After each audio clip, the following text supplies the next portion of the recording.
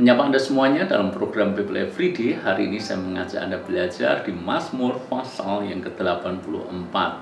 Mazmur ini cukup terkenal dan ada beberapa ayat yang tidak asing lagi buat kita semuanya. Karena itu saya membacakan kepada Anda 3 ayat di Mazmur pasal yang ke-84 ini. Mari kita baca di dalam ayat yang ke-6 sampai dengan ayat yang ke-8. Berbahagialah manusia yang kekuatannya di dalam Engkau, yang berhasrat mengadakan ziarah.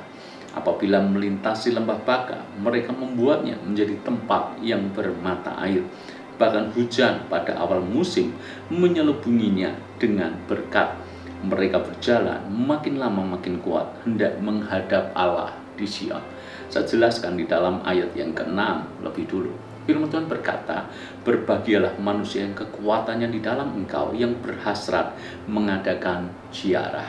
Ziarah adalah hal yang rutin dilakukan oleh orang Israel pada waktu itu.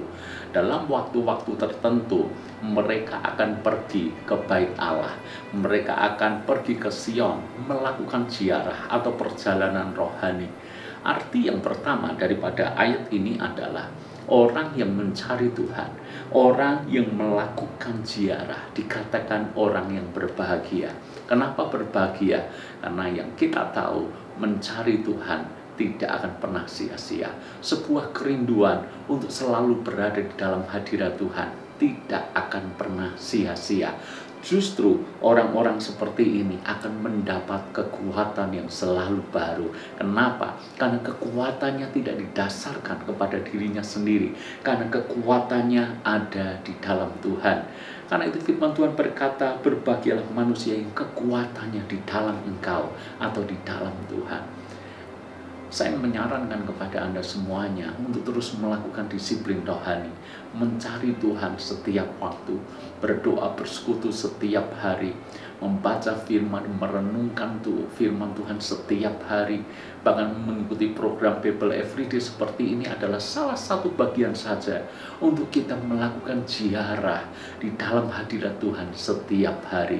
Karena disitulah terletak kekuatan kita yang sesungguhnya untuk menjalani kehidupan ini. Lalu kemudian bagian yang kedua, kalau kita baca ayat ke-7, apabila melintasi lembah Baka, mereka membuatnya menjadi tempat yang bermata air. Ternyata perjalanan menuju Sion itu ada jalan tertentu yang mana mereka harus melewati satu daerah yang cukup curam. Mereka menyebutnya adalah lembah Baka. Dalam perjalanan hidup kita, kadangkala kita juga dihadapkan dengan lembah Baka, lembah bayang-bayang maut.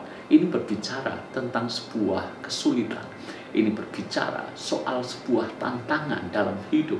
Ini berbicara mungkin soal penderitaan. Ada kalanya kita mencari Tuhan dengan sungguh-sungguh, tetapi bukannya hal baik, bukannya berkat, bukannya hal-hal yang kita inginkan yang itu terjadi dalam hidup kita. Justru sebaliknya, malah Tuhan izinkan pengalaman lembah terjadi dalam hidup kita. Tapi ada satu janji yang perlu kita ingat baik-baik.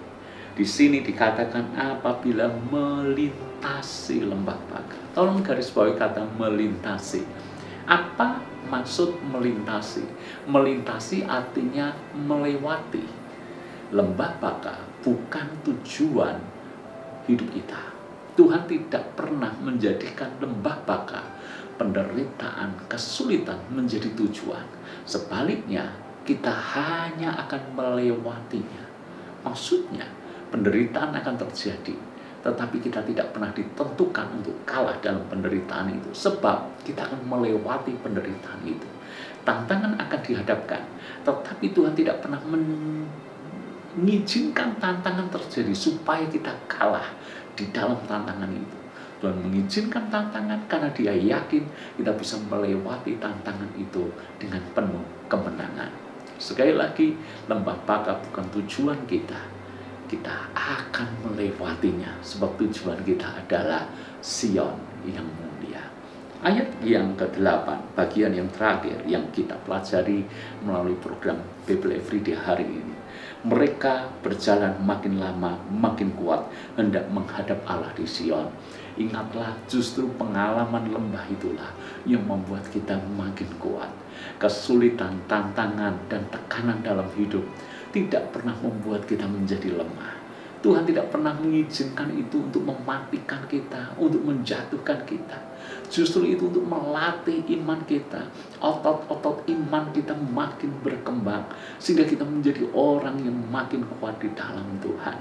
Kesulitan mungkin saja terjadi dalam hidup Anda, tetapi yakinlah, semakin sering kita menghadapi kesulitan dan kita menang atas kesulitan itu, kita akan menjadi semakin matang, kita akan menjadi semakin dewasa, dan kita akan menjadi orang Kristen semakin kuat dan berkemenangan di dalam Dia.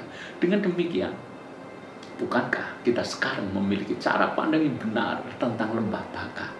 Ternyata lembah Baka diizinkan Tuhan untuk kebaikan kita, untuk membuat kita menjadi orang yang matang dan dewasa rohani, membuat kita menjadi orang yang semakin berkemenangan di dalam Dia.